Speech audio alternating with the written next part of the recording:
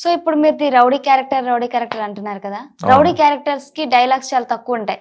So మీకు dialogues చెప్పక రాక ఇంకా రౌడీ క్యారెక్టర్స్ చేస్తున్నారా, లేకపోతే తప్పక చేయాల్సి వచ్చిందా? బ్రతకడానికి బడిపొందులు అంటారు కదా, ఒకప్పుడు అది. కానీ ఇప్పుడు మేము బ్రతకడానికి అది మార్గం ఎన్నుకున్నాను నేను. మరి అప్పుడు రౌడీ క్యారెక్టర్స్ చేస్తే స్కోప్ ఉంటది అనుకున్నారా? అది చేస్తే స్కోప్ రాదమ్మా. అంటే యాక్టింగ్ ఏముండదు, ముంచోటము, కింద పడటం, హీరోతో తనని కింద పడిపోవాలంతే. అంతేగాని పర్ఫార్మెన్స్ ఏం రాదు. అంటే మనం బ్రతకడానికే పనికి వస్తుంది రౌడీ క్యారెక్టర్ అనేది. ఎదగడానికి పనికిరాదు. ఎదగడానికి పనికి రావాలంటే దానిలో ఏదన్నా డైరెక్టర్ గారికి నచ్చి లుక్ అదంతా మన ప్రవర్తన కానీ ఏదన్నా వీడు చేయగలరా, వీడిలో విషయం ఉందరా అంటే అప్పుడు ఏమన్నా డైలాగ్స్ ఇచ్చి ఆ డైలాగ్ కరెక్ట్ చెప్పగలిగితే అప్పుడు కొంచెం ఒక స్టెప్ ఎక్కుతాడు. అప్పుడు ఆర్టిస్ట్ చెప్తారా? మనం రీసెంట్గా ఒక సినిమా చేశాను కదమ్మా. ఆ సినిమాలో నేను ఏదనుకున్నానో దానికి మించే ఈ రౌడీ క్యారెక్టర్కి ఇచ్చారు ఆయన. దానిలో మంచి ఒక 4 పేజీలు డైలాగులు ఇచ్చారమ్మా ఆయన.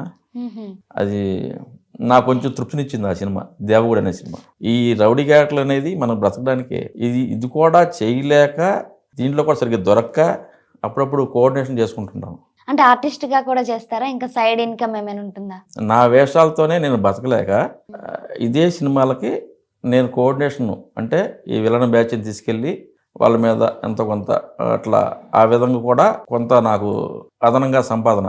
అలా నేను ప్రస్తుతానికి నెట్టుకొస్తున్నా.